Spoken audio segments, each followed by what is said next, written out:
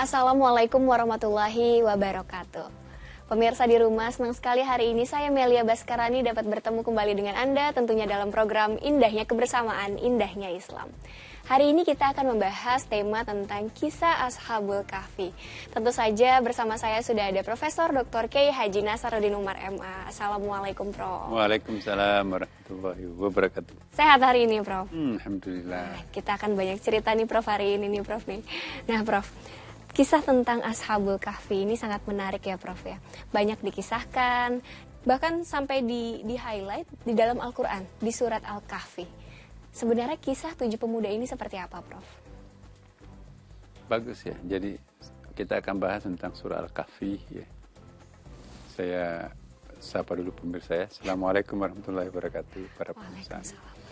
Kita akan membahas satu kisah yang sangat masyhur Ashabul Kahfi ya. Siapa Ashabul Kahfi? Kita tidak tahu persis tahun berapa ya. Yang pasti sebelum Nabi Muhammad lahir. Ya, dengan demikian orang-orang yang dikisahkan sebelum Nabi Muhammad SAW itu susah untuk kita klaim sebagai orang Islam dalam arti Islam yang dibawa oleh Nabi Muhammad ya kan. Yeah. Yang pasti Islami, kayak Luqman, kayak Maryam, seperti Imrata Fir'aun, istrinya Fir'aun, itu kan sebelum Nabi Muhammad SAW. Tapi khusus untuk kisah Ashabul Kahfi ini amat penting karena kumpulan kisah surah Al-Kahfi ini adalah kisah-kisah yang memerlukan kecerdasan emosional spiritual. Kisah-kisah yang diungkapkan dalam surah Al-Kahfi tidak bisa menggunakan akal. Banyak yang tidak masuk akal dikisahkan dalam surah Al-Kahfi. Contohnya, Ashabul Kahfi itu kan dinyatakan tidur 309 tahun. 6 jam tidur aja udah kebanyakan. Ini 309 tahun ya kan. Yang kedua, kisah Ashabul Kahfi itu juga di situ ada kisahnya Musa dengan Khidir. Ya kan? Khidir itu siapa? Membunuh anak kecil tidak berdosa. Cekik lehernya mati gitu kan. Pasti Komnas Anak itu marah. Gitu kan? Kita pun juga marah.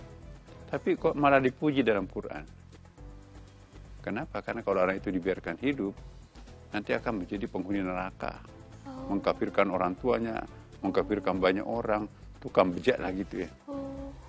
Ya, kemudian perahunya orang yang nggak berdosa malah dilobangin. Itu kan perbuatan orang gila kan. Betul. Tapi dipuji Quran. Ternyata keesokan harinya, raja berkenduri, merayakan ulang tahunnya, semua perahu-perahu yang layak pakai dirampas. Kecuali yang lobang. Nah kebetulan dilobangin oleh Nabi Khidir ini adalah perahunya orang miskin yang saleh. Jadi perahu-perahu yang besar punya juragan-juragan korup itu dirampas oleh raja, nggak dikembalikan lagi. Alhamdulillah, untung ada orang baik melubangi perahu kita. Jadi nggak dirampas. Ya, jadi bukan orang jahat lagi. Nah, rumah ini kita perbaiki. Ya, nggak ada yang memberikan tumpangan, udahlah gubuk reok ini kita pugar kembali.